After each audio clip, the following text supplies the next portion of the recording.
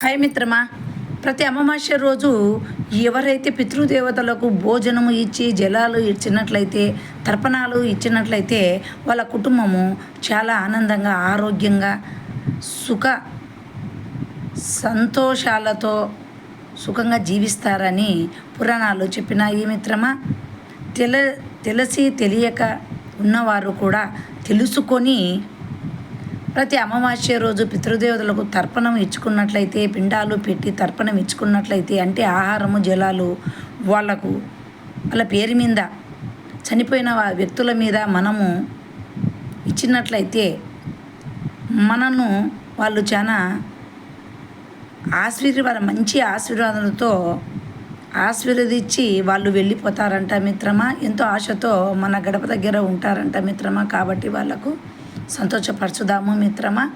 అందరము హ్యాపీగా ఉందాము మిత్రమా. పెద్దలు చెప్పిన పురాణము మిత్రమా.